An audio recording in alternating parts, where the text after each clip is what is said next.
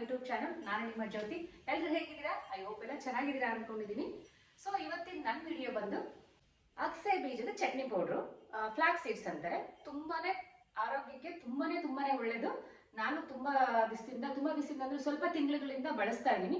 So ಅದು ನಿಮಗೂ ಸಹ ಯಾರಿಗಾದ್ರೂ ಯೂಸ್ ಆಗಲಿ, ಆರೋಗ್ಯದ ಲಾಭಗಳು ನೀವು ಸಹ ಪಡ್ಕೊಳ್ಳಿ ಅಂತ ನಿಮ್ಮ ಹತ್ರ ನಾನು ಈ ವಿಡಿಯೋ ಶೇರ್ ಮಾಡ್ಕೊತಿದ್ದೀನಿ. ವಿಡಿಯೋ ಸ್ಟಾರ್ಟ್ ಮಾಡೋದಕ್ಕೂ ಮೊದಲೇ ನನ್ನ ವಿಡಿಯೋ ಯಾರಾದರೂ ಸಬ್ಸ್ಕ್ರೈಬ್ ಆಗದೆ ನೋಡ್ತಾ ಇದ್ರೆ ಪ್ಲೀಸ್ ಆಗಿ ಸಬ್ಸ್ಕ್ರೈಬ್ ಮಾಡ್ಕೊಂಡು ನೋಡಿ. ವಿಡಿಯೋ ಇಷ್ಟ ಆದರೆ ಫ್ರೆಂಡ್ಸ್ಗೆ ರಿಲೇಷನ್ಸ್ಗೆ ಶೇರ್ ಮಾಡೋದು ಬರೀ ವಿಡಿಯೋ. ಓಕೆ, ಈ ಅಗಸೆ ಬೀಜ ಅಂತ ಏನ್ ಹೇಳ್ತೀವಿ, ಅದರಲ್ಲಿ ಒಮೆಗಾ 3 ಇರುತ್ತೆ, ಹಾಗೆ ಮ್ಯಾಗ್ನೀಷಿಯಂ ಇರುತ್ತೆ, ಐರನ್ ಇರುತ್ತೆ, ವಿಟಮಿನ್ ಎ ಇರುತ್ತೆ, ವಿಟಮಿನ್ B12 ಇರುತ್ತೆ, ಸುಮಾರು ಸಿಕ್ಕಾಪಟ್ಟೆ ವಿಟಮಿನ್ ಸಿಗಳಿರುತ್ತೆ. ಸೊ ಈ ತರದನ್ನ ನಾವ್ ಯಾಕೆ ಯೂಸ್ ಮಾಡಬಾರ್ದು ಅಲ್ವಾ? ಸೊ ಡೈಲಿ ಯೂಸ್ ಮಾಡಬೇಕು, ಒಂದಿನ ಯೂಸ್ ಮಾಡಿ ನಾವು ಬಿಡೋ ಅಂತದ್ದಲ್ಲ ಇದು. ದಿನನಿತ್ಯದಲ್ಲಿ ನಾವು ಆಹಾರದಲ್ಲಿ ತಗೊಳ್ತಾ ಹೋದ್ರೆ ಅದರಿಂದ ಆರೋಗ್ಯಕ್ಕೆ ಲಾಭಗಳು ತುಂಬಾನೇ ಇರುತ್ತೆ. ಅಗಸೆ ಬೀಜ ನಾವು ದಿನನಿತ್ಯ ಉಪಯೋಗಿಸೋದ್ರಿಂದ ನಮ್ಮಲ್ಲಿರೋ ಕೆಟ್ಟ ಕೊಲೆಸ್ಟ್ರಾಲ್ ಕಡಿಮೆ ಆಗುತ್ತೆ. ಜೊತೆಗೆ ಕಣ್ಣಿನ ಆರೋಗ್ಯಕ್ಕಂತೂ ತುಂಬಾನೇ ಒಳ್ಳೇದು. ಹಾಗೆ ಕೂದಲು ಉದುರ್ತಾ ಇದ್ರು ಸಹ ತುಂಬಾನೇ ಬೇಗ ಕಂಟ್ರೋಲಿಗೆ ಬರುತ್ತೆ ಕೂದಲು ಉದುರೋದು. ಜೊತೆಗೆ ಶುಗರ್ ಇರೋರ್ಗಂತೂ ಅಷ್ಟು ಒಳ್ಳೇದು. ಶುಗರ್ ಇರೋರು ಡೈಲಿ ಒಂದೊಂದು ಸ್ಪೂನ್ ತಿಂತಾ ಹೋದ್ರೆ ಶುಗರ್ ಕಂಟ್ರೋಲ್ ಅಲ್ಲಿ ಇರುತ್ತೆ. ಜೊತೆಗೆ ಮೋಷನ್ ನಮಗೆ ಆರಾಮಾಗ್ತಿಲ್ಲ ಅನ್ನೋವಂಥವ್ರು ಇದು ಡೈಲಿ ತಿನ್ನೋದ್ರಿಂದ ಮೋಷನ್ ಸಹ ಆರಾಮಾಗುತ್ತೆ. ಅಷ್ಟೇ ಅಲ್ಲ ಫ್ರೆಂಡ್ಸ್, ನಮ್ಗೆ ನಿದ್ದೆ ಬರ್ತಿಲ್ಲ ಅನ್ನೋಂಥವ್ರಿಗೂ ಸಹ ತುಂಬಾನೇ ಒಳ್ಳೇದಂತ ಹೇಳ್ಬೋದು ದಿನನಿತ್ಯ ಉಪಯೋಗಿಸೋದ್ರಿಂದ. ಹಾಗೆ ಕ್ಯಾನ್ಸರ್ ಸಹ ಬರ್ದೇ ಇರೋ ತರ ತಡೆಗಟ್ಟುತ್ತೆ ಈ ಅಗಸೆ ಬೀಜ. ಜೊತೆಗೆ ನಮ್ಮ ಹೃದಯದ ಆರೋಗ್ಯಕ್ಕೂ ಸಹ ತುಂಬಾನೇ ಒಳ್ಳೇದು. ಹಾಗೆ ಇನ್ನೊಂದು ಇಂಪಾರ್ಟೆಂಟ್ ಅಂದ್ರೆ ವೆಯ್ಟ್ ಲಾಸ್ ಮಾಡ್ಕೋಬೇಕು ಅನ್ನೋಂಥವ್ರಿಗೆ. ಬಟ್ ಹೆಂಗಿಂಗೋ ಸಿಕ್ಕಿದ್ದೆಲ್ಲ ತಿಂದ್ಬಿಟ್ಟು ನಾವು ಇದು ರುಚಿಯ ಅಗಸೆ ಬೀಜ ತಿಂತೀವಪ್ಪ ವೆಯ್ಟ್ ಲಾಸ್ ಆಗ್ಬೇಕು ಅಂತಂದ್ರೆ ಹಾಗಲ್ಲ. ಊಟದಲ್ಲೂ ಸಹ ನಾವು ಕಂಟ್ರೋಲ್ ಮಾಡ್ಕೊಂಡು ಸ್ವಲ್ಪ ಎಕ್ಸಸೈಸ್, ವಾಕಿಂಗ್ ಅದೆಲ್ಲ ಮಾಡ್ಕೊಂಡು ಜೊತೆಗೆ ಈ ಅಗಸೆ ಬೀಜ ತಗೊಳ್ಳೋದ್ರಿಂದ ಸ್ವಲ್ಪ ವೆಯ್ಟ್ ಲಾಸ್ ಅನ್ನು ಸಹ ನಾವು ಕಡಿಮೆ ಮಾಡ್ಕೋಬಹುದು. ಹಾಗೆ ನಮ್ಮ ಹೆಣ್ಮಕ್ಳಿಗೆ ಜಾಸ್ತಿ ಅನಿಮಿಯಾ ಅಂತ ಅನ್ನೋದು ಜಾಸ್ತಿ ಆಲ್ಮೋಸ್ಟ್ ಹೆಣ್ಮಕ್ಳಿಗೆ ಇರುತ್ತೆ. ಅನಿಮಿಯಾನು ಸಹ ನಮಗೆ ಕಂಟ್ರೋಲ್ ಇರುತ್ತೆ ಅಂತಾನು ಸಹ ಹೇಳ್ತಾರೆ. ಹಾಗೆ ಡ್ರೈ ಸ್ಕಿನ್ ಇರೋರಿಗೆ ತುಂಬಾನೇ ಒಳ್ಳೇದು ಅಂತ ಸಹ ಹೇಳ್ತಾರೆ. ಸೊ ಇಷ್ಟೆಲ್ಲ ಯೂಸ್ಫುಲ್ ಇರೋ ಅಂತದನ್ನ ನಾವು ಹೇಗೆ ಚಟ್ನಿ ಪುಡಿ ಮಾಡೋದನ್ನ ಅನ್ನೋದನ್ನ ನಿಮ್ಮ ಹತ್ರ ಶೇರ್ ಮಾಡ್ಕೊತೀನಿ. ಸೊ ಬನ್ನಿ. ಅಗಸೆ ಬೀಜದ ಚಟ್ನಿ ಪೌಡರ್ ಮಾಡೋದಕ್ಕೆ ಸ್ವಲ್ಪ ಕೊಬ್ಬರಿ, ಸೊ ಕರ್ಬೇವಿನ ಸೊಪ್ಪು ಬೇಕು. ಸ್ವಲ್ಪ ಕರ್ಬೇವಿನ ಸೊಪ್ಪು ಕಿತ್ಕೊಂಡ್ಬರೋಣ.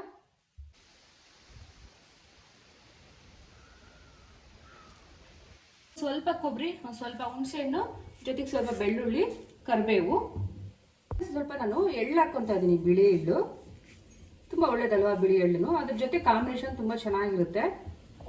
ಅಗಸೆ ಬೀಜ, ಸೊ ನೋಡಿ ಅಗಸೆ ಬೀಜನ ಸ್ವಲ್ಪ ಹೊತ್ತು ಹುರ್ಕೊಳ್ಳೋಣ. ಸೊ ಅಗಸೆ ಬೀಜನ ಸ್ವಲ್ಪ ಹೊತ್ತು ಸಣ್ಣ ಊರಿನಲ್ಲಿ ಹುರ್ಕೊಳ್ಳೋಣ.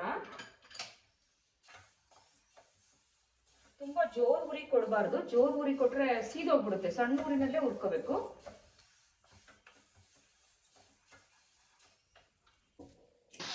ಆದಷ್ಟು ಈ ಅಗಸೆ ಬೀಜದ ಚಟ್ನಿ ಪೌಡ್ರ ಫ್ರೆಂಡ್ಸ್, ಹಾಲು ಕುಡಿಸೋ ತಾಯಿಯಂದ್ರು ಫೀಡ್ ಮಾಡೋ ಅಂಥವ್ರು ಆದಷ್ಟು ಸೇವಿಸೋದು ಬೇಡ. ಸೊ ಡಾಕ್ಟರ್ನ ಕನ್ಸಲ್ಟ್ ಮಾಡಿ ಸೇವಿಸೋದು ಒಳ್ಳೇದು. ಹಾಗೆ ಅಲರ್ಜಿ ಏನಾದರೂ ಇದ್ರೆ ಅವರು ಸೇವಿಸೋದು ಬೇಡ. ನೋಡಿ ಚಿಟಪಟ ಅನ್ನೋಕೆ ಶುರು ಆಗುತ್ತೆ ಒಂದೊಂದೇ. ಅವಾಗ ಸ್ಟವ್ ಆಫ್ ಮಾಡ್ಕೊಂಡ್ರೆ ಸಾಕಾಗುತ್ತೆ.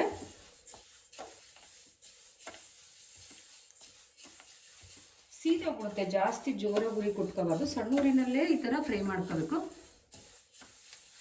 ಬಿಸಿ ಬಿಸಿ ಅನ್ನಕ್ಕೆ ತುಪ್ಪ ಹಾಕೊಂಡ್ ತಿಂದ್ರೆ ಸಖತ್ತಾಗಿರುತ್ತೆ ಅಗಸೆ ಬೀಜದ ಚಟ್ನಿ ಪೌಡ್ರು. ಒಂದ್ಸತಿ ಟೇಸ್ಟ್ ಮಾಡಿ ನೋಡಿ, ನಿಮ್ಗೆ ಇಷ್ಟ ಆಗುತ್ತೆ. ಹಾಗೆ PCOD ಸಮಸ್ಯೆ ಇರೋ ಅಂತವ್ರು, ಥೈರಾಯ್ಡ್ ಸಮಸ್ಯೆ ಇರೋ ಅಂತವ್ರಿಗೂ ಸಹ ಕಂಟ್ರೋಲಿಗೆ ಬರುತ್ತೆ ಅಂತ ಹೇಳ್ತಾರೆ. ಬಟ್ ಹಂಗಂತ ಆಲ್ರೆಡಿ ಜಾಸ್ತಿ ಆಗಿದೆ ನಾವ್ ಇದನ್ನ ತಿಂದು ಕಡಿಮೆ ಮಾಡ್ಕೊಳ್ತೀವಿ ಅಂದ್ರೆ ಹಾಗಲ್ಲ. ಬರ್ದೇ ಇರೋ ತರ ತಡೆಗಟ್ಟೋ ಚಾನ್ಸಸ್ ತುಂಬಾ ಕಡಿಮೆ ಇರುತ್ತೆ ಅಂತ ಹೇಳ್ತಾರೆ.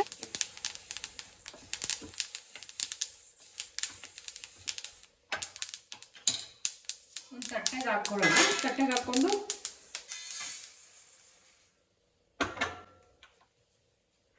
ಇವಾಗ ಎಳ್ಳು ಹುರ್ಕೊಳ್ಳೋಣ. ನಾನು ಆಲ್ರೆಡಿ ರೋಸ್ಟೆಡ್ ಎಳ್ಳೆ ತಗೊಂಡಿದ್ದೀನಿ, ಆದ್ರೂ ಸ್ವಲ್ಪ ಬಿಸಿ ಮಾಡ್ಕೊಳ್ಳೋಣ. ನೋಡಿ ಎಳ್ಳಲ್ಲೂ ಅಷ್ಟೇ ಕ್ಯಾಲ್ಸಿಯಂ ಸಿಕ್ಕಾಪಟ್ಟೆ ಇರೋದ್ರಿಂದ ಮೂಳೆಗಳು ಗಟ್ಟಿ ಆಗೋದಕ್ಕೆ ತುಂಬಾ ಹೆಲ್ಪ್ ಆಗುತ್ತೆ ಅಂತ ಹೇಳ್ತಾರೆ. ಎಳ್ಳನ್ನ ನಾವು ದಿನನಿತ್ಯ ಒಂದೊಂದು ಸ್ಪೂನ್ ತಿನ್ನೋದ್ರಿಂದ. ಹಾಗೆ ಕೂದಲುದ್ರೋರ್ಗೆ ಮತ್ತೆ ಅನಿಮಿಯಾ ಪ್ರಾಬ್ಲಮ್ ಇರೋರಿಗೂ ಸಹ ತುಂಬಾನೇ ಒಳ್ಳೇದು. ಹಾಗೆ ಜೀರ್ಣಶಕ್ತಿಗೂ ಸಹ ಸಿಕ್ಕಾಪಟ್ಟೆ ಒಳ್ಳೇದು ಎಳ್ಳನ್ನ ನಾವು ಉಪಯೋಗಿಸೋದ್ರಿಂದ ಅಂತ ಹೇಳ್ತಾರೆ.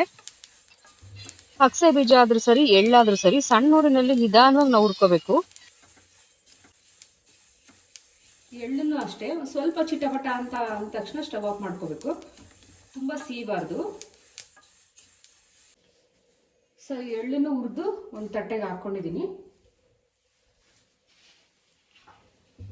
ಇವಾಗ ಸ್ವಲ್ಪ ಕೊಬ್ಬರಿ ಹಚ್ಕೊಂಡಿಟ್ಟಿದ್ನಲ್ಲ, ಕೊಬ್ಬರಿನೂ ಸಹ ಸ್ವಲ್ಪ ಬಿಸಿ ಮಾಡ್ಕೊಳ್ಳೋಣ.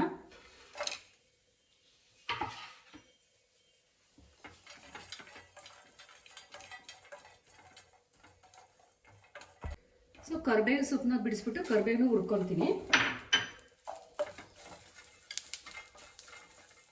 ಕರಿಬೇವು ಮತ್ತೆ ಒಣ ಕೊಬ್ಬರಿನೂ ಸಹ ಫ್ರೈ ಮಾಡ್ಕೊಂಡಿದ್ದೀನಿ, ಅದನ್ನು ಸುರ್ಕೊಂಬಿಡೋಣ. ಜೊತೆಗೆ ಸ್ವಲ್ಪ ಹುಣಸೆ ಹಣ್ಣು ಇಟ್ಟಿದ್ನಲ್ಲ, ಅದನ್ನು ಸ್ವಲ್ಪ ಬಿಸಿ ಮಾಡ್ಕೊಳ್ಳೋಣ. ಹಂಗೆ ಬೆಳ್ಳುಳ್ಳಿ ಸ್ವಲ್ಪ ಹುರ್ಕೊಳ್ಳೋಣ. ಅದ್ರ ಜೊತೆ ಮೆಣಸಿನ್ಕಾಯಿನೂ ನಾನು ಒಂದು 8-10 ಮೆಣಸಿನ್ಕಾಯಿನೂ ಹಾಕ್ತಾ ಇದ್ದೀನಿ.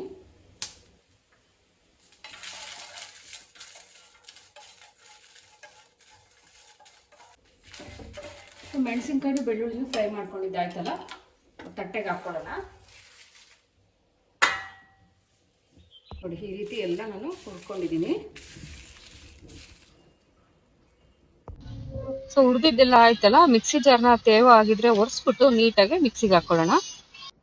ಸೊ ಇದೆಲ್ಲ ಹುರ್ಕೊಂಡಿದ್ದಾಯ್ತಲ್ವಾ, ಇವಾಗ ಒಂದು ಸ್ವಲ್ಪ ತಣ್ಣಗಾಗಿ ಬಿಟ್ಟಿದ್ದೆ. ಬಿಕಾಸ್ ಅದು ಆಯಿಲ್ ಅಲ್ವಾ, ಎಳ್ಳು ಮತ್ತೆ ಅಗಸೆ ಬೀಜ ತುಂಬಾ ಮೆತ್ತಗಾದಂಗೆ ಆಗ್ಬಿಡುತ್ತೆ. ಸ್ವಲ್ಪ ತಣ್ಣಗಾದ್ಮೇಲೆ ಹಾಕೋಣ ಅಂತ ಒಂದು 2 ನಿಮಿಷ ತಣ್ಣಗೆ ಮಾಡ್ಕೊಂಡು ಇವಾಗ ಮಿಕ್ಸಿಗೆ ಹಾಕೊಳ್ಳೋಣ.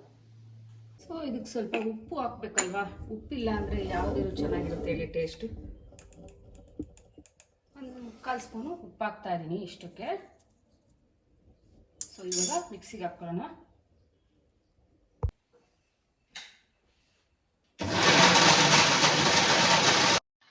ಮಿಕ್ಸಿಗೆ ಹಾಕೊಳ್ಳುವಾಗ್ಲೂ ಅಷ್ಟೇ ಫ್ರೆಂಡ್ಸ್, ನಾವು ಓಪನ್ ಮಾಡಿ ತೆಗೆದು ಅವಾಗವಾಗ ಸ್ಪೂನಲ್ಲಿ ಹಿಂಗೆ ಆಡಿಸಿ ತೆಗೆದು ಹಾಕಬೇಕು. ಇಲ್ಲಾಂದ್ರೆ ಪೂರ್ತಿ ನುಣ್ಣಗಾಗುತ್ತೆ, ಇಲ್ಲ ಕೆಳಗಡೆ ಉಂಡ್ಗಟ್ಟು ಬಿಡುತ್ತೆ. ಇದರಲ್ಲಿ ಅಗಸೆ ಬೀಜ ಮತ್ತೆ ಎಳ್ಳು ಹಾಕಿರೋ ಚಟ್ನಿ ಪೌಡ್ರು ರೆಡಿ ಆಗಿದೆ. ಸಕ್ಕತ್ತಾಗಿದೆ, ಗಮ್ ಅಂತ ಇದೆ ನೋಡಿ. ಇಷ್ಟು ತರಿ ಮಾಡ್ಕೊಂಡ್ರೆ ಸಾಕು, ತುಂಬ ನುಣ್ಣಗೆ ಹಾಕ್ಕೊಂಡ್ರೆ ಚೆನ್ನಾಗಿರಲ್ಲ. ನುಣ್ಣಗೆ ಹಾಕ್ಕೊಳ್ಳೋಕ್ಕೂ ಬರಲ್ಲ ಆ್ಯಕ್ಚುಲಿ, ಮಿಕ್ಸಿ ಹಿಡಿತಾ ಇರುತ್ತೆ. ಯಾಕಂದರೆ ಆಯಿಲ್ ಅಲ್ವಾ, ಎಳ್ಳನ್ನು ಮತ್ತು ಅಗಸೆ ಬೀಜ. ಸೊ ಇಷ್ಟು ತದ್ಲು ಮಾಡ್ಕೊಂಡಿದ್ದೀನಿ. ಸೊ ಇದನ್ನು ಒಂದು ತಟ್ಟೆಗೆ ಹಾಕ್ಕೊಳ್ಳೋಣ. ತಟ್ಟೆಗೆ ಹಾಕ್ಕೊಂಡು ನಾವು ಒಂದು ಗ್ಲಾಸ್ ಕಂಟೈನರ್ಗೆ ಸ್ಟೋರ್ ಮಾಡಿ ಇಟ್ಕೊಂಡ್ರೆ ಚೆನ್ನಾಗಿರುತ್ತೆ. ನೋಡಿ, ಈ ಥರ ಆಗಿದೆ. ಗ್ಲಾಸ್ ಕಂಟೈನರ್ಗೆ ಹಾಕ್ಕೊಂಡು ನಾವು ಫ್ರಿಡ್ಜಲ್ಲಿ ಇಟ್ಕೊಂಡ್ರೆ ತುಂಬ ಚೆನ್ನಾಗಿರುತ್ತೆ. ಒಂದು 15 ದಿನ ತಿಂಗಳಾದ್ರೂ ಹಾಳಾಗಲ್ಲ. ಬಿಕಾಸ್ ಇದಕ್ಕೆ ಒಣ ಕೊಬ್ಬರಿ ಎಲ್ಲ ಹುರಿದಿರೋದ್ರಿಂದ ಒಂಚೂರು ಕೆಡಲ್ಲ. ಆದರೂ ಫ್ರಿಡ್ಜಲ್ಲಿ ಇಟ್ಕೊಂಡ್ರೆ ಬೆಟರು.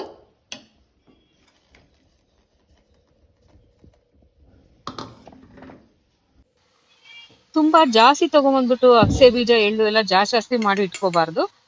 ನಾನು ಸ್ವಲ್ಪನೇ ಮಾಡ್ಕೊಂಡಿದ್ದೀನಿ, ನನಗೆ ಒಂದು 15 ದಿವಸ 1 ತಿಂಗಳು ಬರುತ್ತೆ. ತುಂಬಾ ಜಾಸ್ತಿ ಮಾಡಿಕೊಂಡ್ರೆ ಏನಾಗುತ್ತೆ, ಅದ್ರ ಕ್ವಾಲಿಟಿ ಕಡಿಮೆ ಆಗ್ಬಿಡುತ್ತೆ. ಸೊ ಅವಾಗ ಸ್ವಲ್ಪ ತಗೊಂಬಂದು ಮಾಡ್ಕೊಳ್ಳೋದ್ರಿಂದ ಅದ್ರ ಕ್ವಾಲಿಟಿ ಹಾಗೆ ಇರುತ್ತೆ, ಫ್ರೆಶ್ನೆಸ್ ಕೂಡ ಕಡಿಮೆ ಆಗಲ್ಲ. ನಮ್ಗೆ ಯಾವ ರೀತಿ ಬೇಕಂದ್ರೂ ತಿನ್ಬೋದು. ಯಾವುದಕ್ಕೂ ತಿನ್ನಲ್ಲ ಅಂದ್ರೆ ಅಟ್ಲೀಸ್ಟ್ 1 ಸ್ಪೂನ್ ತಿನ್ಬಿಟ್ಟು ನೀರು ಕುಡಿಬೋದು. ಸೊ ನೋಡಿ, ಸಕ್ಕತ್ತಾಗಿದೆ ಚಟ್ನಿ ಪೌಡ್ರು. ಅಗಸೆ ಬೀಜ ಎಳ್ಳಿನ ಚಟ್ನಿ ಪೌಡ್ರು ತುಂಬ ಚೆನ್ನಾಗಿದೆ. ಚಪಾತಿಗೆ, ದೋಸೆಗೆ, ಬಿಸಿ ಅನ್ನಕ್ಕೆ ನೆಂಚ್ಕೊಳ್ಳೋದಕ್ಕೆ, ಚಿತ್ರಾನ್ನ ಉಪ್ಪಿಟ್ಟು ಎಲ್ಲದಕ್ಕೂ ತಿನ್ಬೋದು. ತುಂಬ ಚೆನ್ನಾಗಿರುತ್ತೆ. ಟೇಸ್ಟ್ ಮಾಡೋಣ ಹೆಂಗಾಗಿದೆ ಅಂತ. ಟೇಸ್ಟ್ ಮಾಡೋಣ ಚೆನ್ನಾಗಿದೆ ಅಂತ.